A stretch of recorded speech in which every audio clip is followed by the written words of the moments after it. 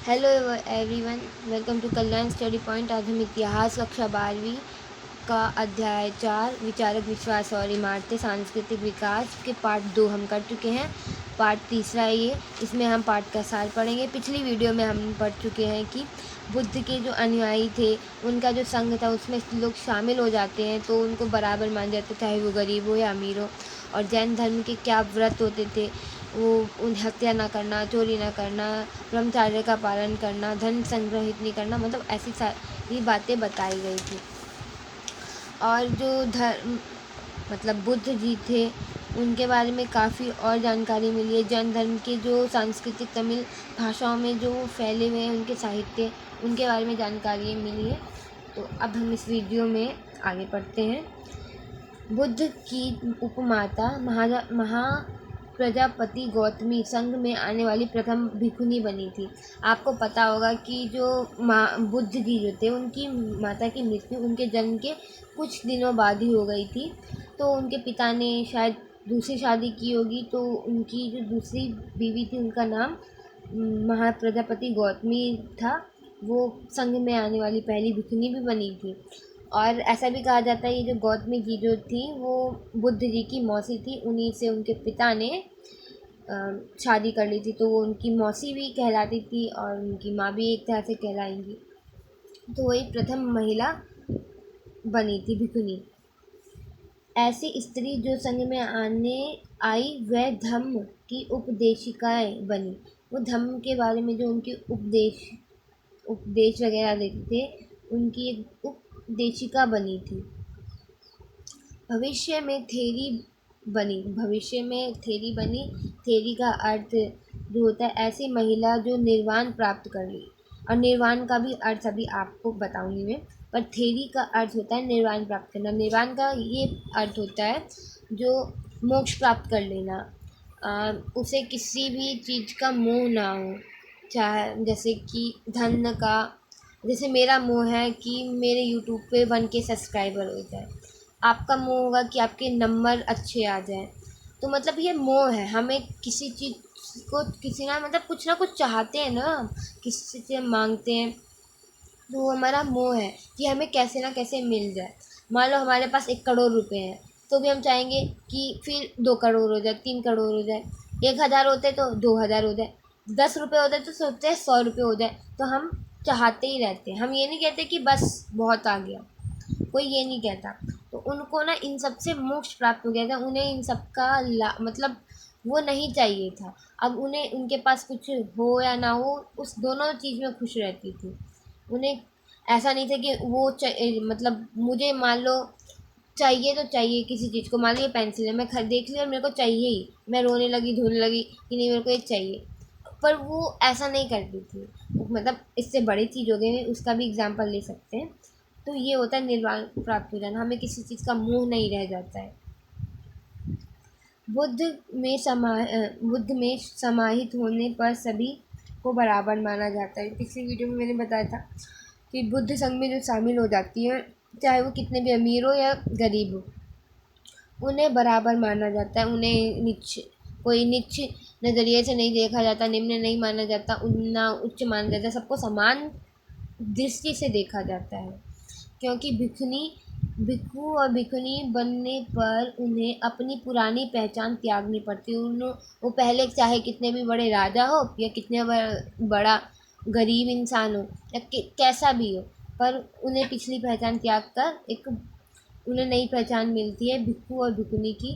तो उन्हें अपनाना पड़ता है। बुद्ध धर्म में निर्वाण का अर्थ अहम और इच्छा को त्याग देना या समाप्त कर देना, समाप्त हो जाना। उसे निर्वाण प्राप्त हो जाता है। वो व्यक्ति होता है। आपने प्रेमानंद जी के बारे में सुना होगा एग्जाम्पल के तौर पे। तो वो क्या है, वो अहम और इच्छा को त्याग दिए। उन्होंने बस राधा नाम को पकड़ा हुआ है। वो कुछ नहीं चाहते हैं हमसे।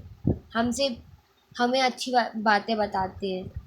तो वही हुआ, उन्हें एक निर्वाण प्राप्त हो गया। मतलब वो जैन या बौद्ध धर्म में शामिल नहीं थे, तो भी उन्हें कहते नहीं है मुक्ति प्राप्त हो गई। अब वो सीधे स्वर्ग में जाएंगे, ऐसा कुछ होता है।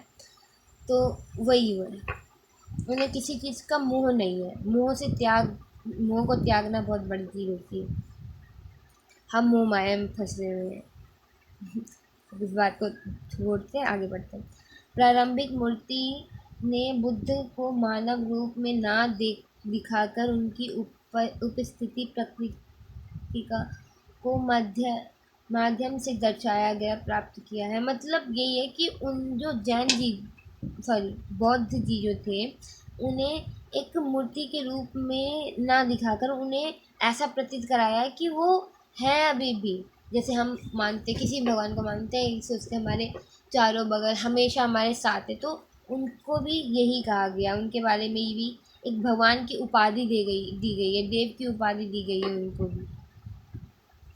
सांची के स्तूप जो शालभंजिका की मूर्ति इस बात को इंगित करती है, जो लोग बौद्ध धर्म में आए उन्हें बुद्ध पूर्व और बुद्ध धर्म में इतना दूसरे विश्वास प्रथाओं और धारणाओं से बुद्ध धर्म को समाहित किया है। मतलब ये सारी जो चीज़ें बताई गई हैं ईसाई सांची की, इनमें ना सारी जो बुद्ध जी की सारी जो धार्मिक बातें हैं उन्हें समाहित की गई है उनमें, ये माना गया। एक मिनट कम दुनिया में वैष्णव धर्म हिंदू धर्म की वह परंपरा थी जिसमें विष्णु को मतलब सर्वाधिक महत्वपूर्ण देवता माना गया। वैष्णव अब सब अपने अपने भगवान को मानते, तो जो इस हिंदू धर्म में जो थे वैष्णव और हिंदू धर्म में, उस परंपरा में विष्णु जी को महत्वपूर्ण देवता माना गया। और विष्णु जी के ही स्वरूप हैं कान्हा जी और राम जी। उन्होंने 10 अवतार लिए हैं विष्णु जी ने, तो उन्होंने अलग अलग अवतार लिए हैं। देखो वैष्णववाद विष्णु के कई अवतारों के आसपास पद्धति विकास हुए, मतलब उन्होंने बहुत सारे अवतार लिए, आपको पता ही होगा। उन्होंने उन्होंने ये भी कहा है कि जब जब धरती पे बहुत सारे जो ये पापी आएंगे तो मैं उनको मारने के लिए आऊँगा। मतलब उन्होंने इस तरीके से नहीं कहा, मैं आपको एग्जांपल तौर पे बता रही। इस परंपरा के अनुसार विष्णु के 10 अवतार थे, 10 अवतार लिए हैं हमारे विष्णु जी ने। उन्होंने राम का भी लिया है, कान्हा का भी लिया है, और भी बहुत सारे, सबके नाम नहीं पता मुझे। शैव परंपरा में शिव को सर्वोच्च परमेश्वर माना जाता है। शिव जी को भी बहुत मतलब सबसे उच्च देवता माना गया है। तो मतलब सबको अपने अपनी तरीके से मानते हैं।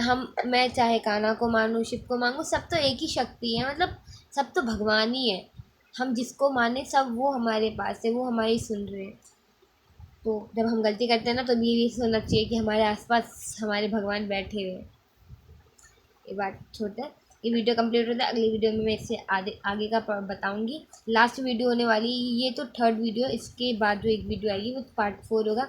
उसके बाद कोई वीडियो नहीं आएगी। उसके बाद 3 नंबर वाले 1 नंबर वाले MCQs भी अपलोड करूँगी, और क्वेश्चन आंसर भी 1 नंबर वाले अपलोड करने वाली। उसके बाद इस वीडियो के बाद आपको पहले इस पार्ट 4 मिलेगा, फिर पार्ट 4 के बाद वो सारी वीडियोज़ अपलोड हो जाएगी एक के बाद एक। तो मेरे चैनल को सब्सक्राइब करें और मेरे चैनल के साथ बने रहें। सब्सक्राइब नहीं किया तो please subscribe my channel. Thank you so much. Bell icon के प्रेस करना ज़रूर।